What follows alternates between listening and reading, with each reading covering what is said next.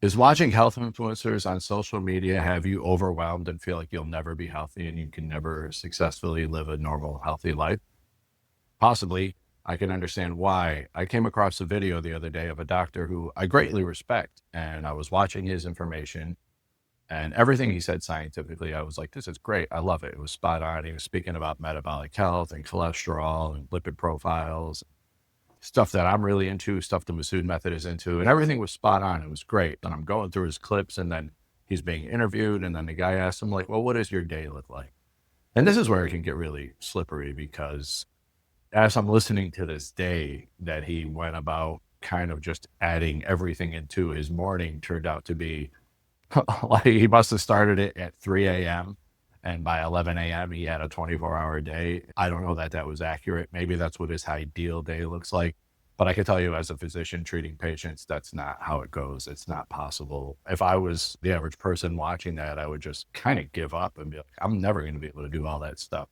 So if this doctor had a day that looks like that every day, fantastic. Or he's unemployed. I don't know. I don't know how you work and do all that, but it's a lot to discern and it can be very overwhelming. And that's not the point of health and wellness, right?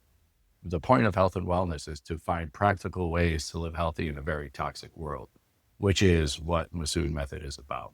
The world is toxic. There's no doubt about that. There's no question about that. And what I'm trying to deliver are practical ways for you to live healthy in this environment. Some of these health influencers are just out of touch with what's really going on, what's capable for a person, and what's achievable. So that was my reaction to it as I was going through it. Even though the information was great and the science was very sound in some of the other videos I saw from the doctor, and I loved it. I was like, wow, this is really great. I had just stumbled upon his information for the first time.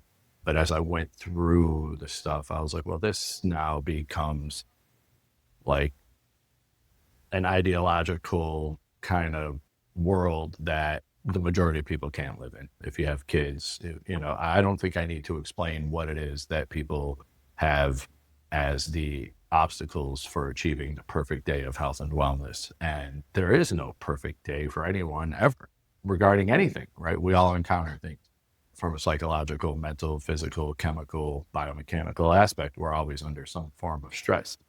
And health is not about some perfection that you live without flaw.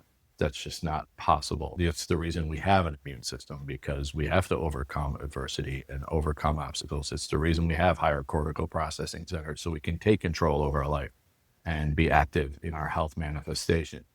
But as a person who knows very well how to live healthy, and as someone who's told from a lot of people around me, like, oh my God, you're a health nut. I could never do what you do in a day. Well, I don't think what I do is that crazy in a day, but I can tell you what I'm seeing some people say online is out of touch.